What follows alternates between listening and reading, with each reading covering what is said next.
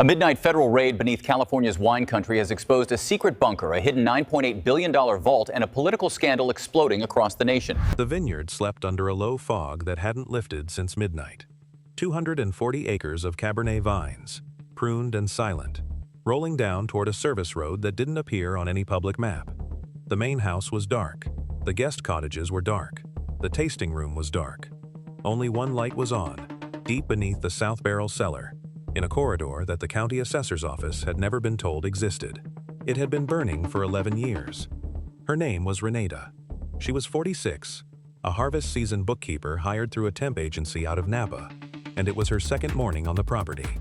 She had been told to reconcile the cellar inventory against the shipping manifests before the owners arrived for the weekend tasting.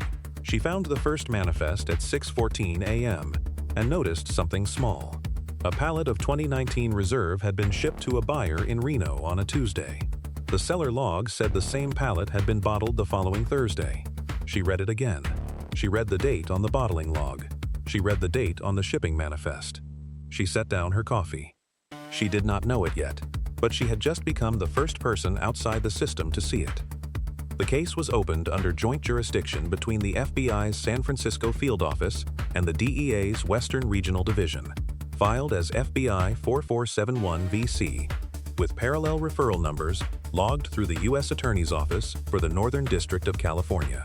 The target on the cover sheet was a privately held agricultural holding company, registered in Delaware, with operating addresses in Sonoma, Mendocino, and a leasehold interest in a state-owned conservation easement that bordered the property.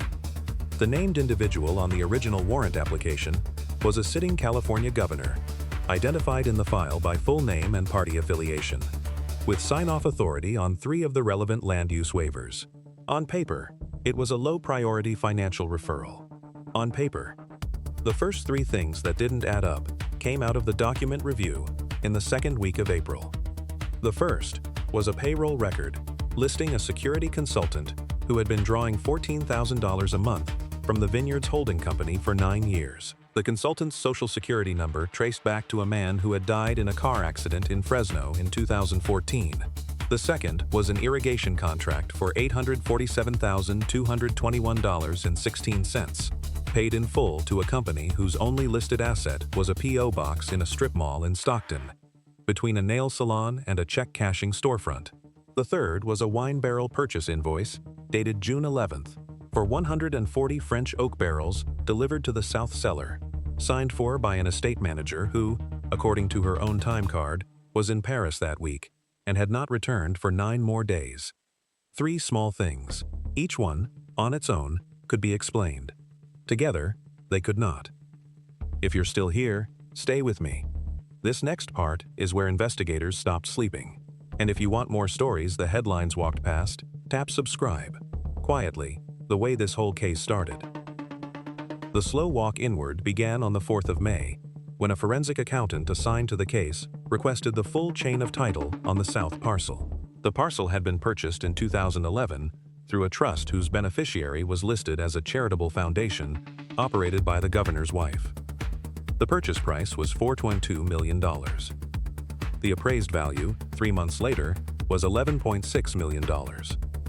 No improvements had been logged in the intervening period. The accountant flagged the discrepancy and moved on. By the second week of June, she had flagged 41 more. By the Tuesday after Independence Day, she had stopped numbering them. The first physical artifact entered the case file on August 19th. It was a sticky note, yellow, 3 inches square, recovered from inside the back cover of a leather-bound cellar logbook seized under a sealed warrant. The handwriting was small and precise. It read, in full, S. Chamber. Do not list. Tell M the count is 42. The note was undated. The cellar logbook was dated 2017. The 42nd entry had been torn out. By the second week of September, investigators had mapped a substructure beneath the South Barrel cellar that did not appear on the architectural plans filed with Sonoma County in 2009.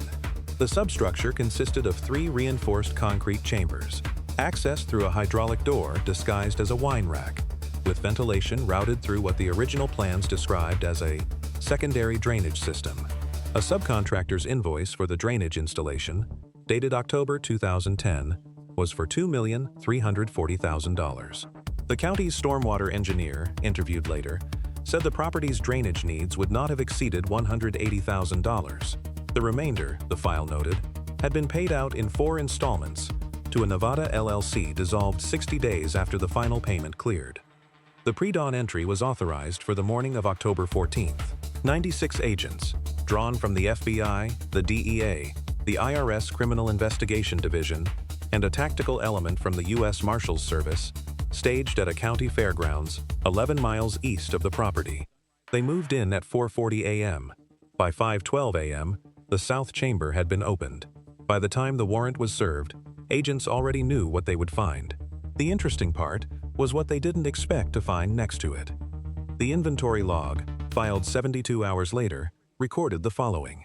In the first chamber, $1.34 billion in shrink-wrapped United States currency, organized by denomination and bundled with bank straps from institutions that had not handled that volume of cash in over a decade. In the second chamber, ledgers, 62 of them, leather-bound, each one corresponding to a fiscal quarter beginning in 2012. In the third chamber, a server stack, 11 units, air-gapped, running encrypted partitions that took the Bureau's cyber division 4 months to begin to decode. Behind the server stack, in a steel cabinet bolted to the wall, agents found 17 passports under 17 names, each one matching a photograph of the same man, and a single voicemail recording on a digital recorder, time-stamped to a Tuesday in March of 2018.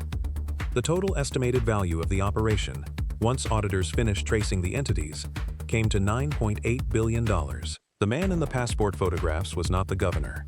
He was a former compliance officer for a regional bank that had been absorbed in a 2013 merger. 61 years old, a widower. He had filed his own taxes correctly for 31 years. In the seized communications, the network referred to him only as the second signature. He had no criminal record. He had not traveled outside the country in 9 years. He had, by all available evidence, never met the governor in person. One email, recovered from a deleted folder that had left a shadow on the drive, read in full. The numbers don't have to lie. They only have to be tired enough that no one reads them twice. It was signed with a single initial, M. The governor was the signature. M was the pen. Take a breath here.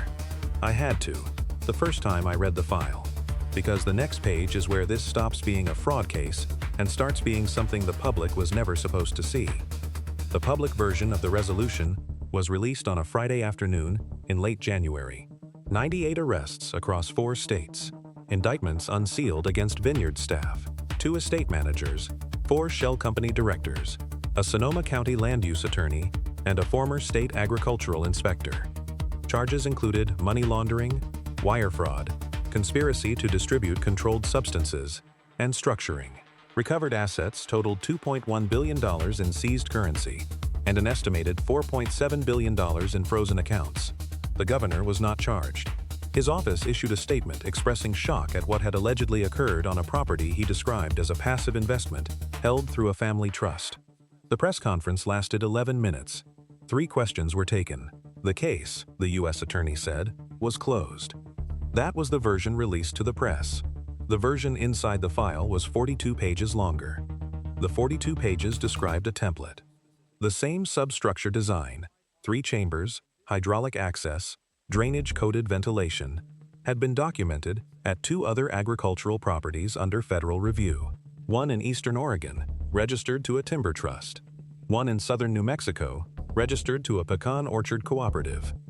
Both properties had been purchased through similar charitable foundation structures.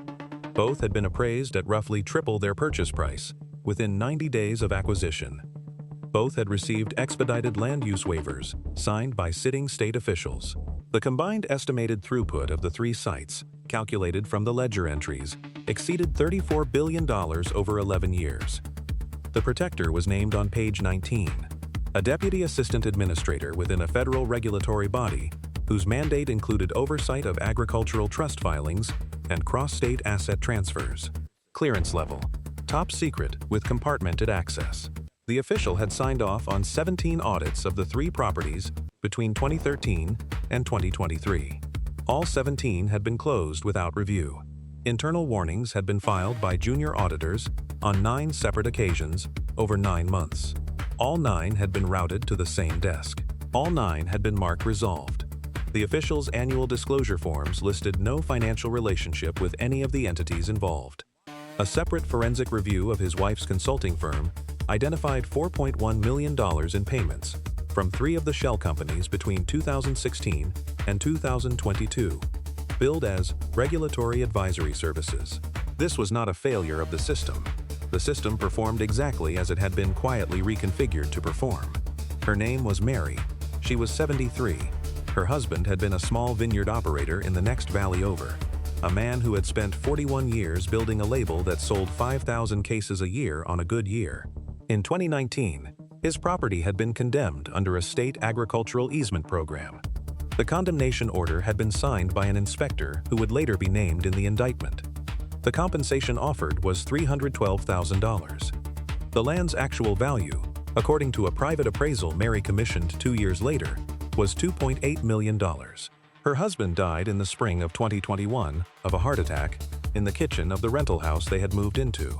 She still keeps his last voicemail. It is 41 seconds long. He is asking her what she wants for dinner.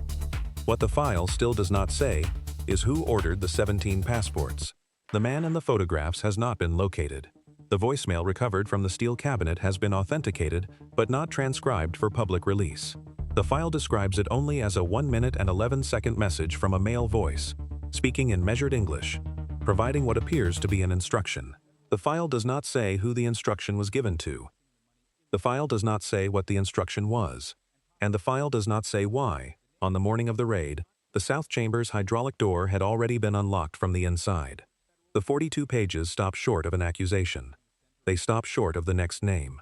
But they note, in the final paragraph of the supplemental review, that the architecture documented at the 3 sites is consistent with at least 4 additional properties under preliminary inquiry, and that the inquiry has been transferred to a unit whose case files are not subject to standard disclosure timelines. The architecture, in other words, exists in places that have not yet been audited. It had been running for years before anyone gave it a name. If this story stayed with you, comment filed below. It tells me you want the ones the headlines skipped. Subscribe if you want to be here when the next file opens. There's no shouting on this channel, just the parts that were left out. Somewhere east of Albuquerque, on a pecan orchard that has not yet been raided, the lights in a service shed have been on for 9 years. The next file is already open.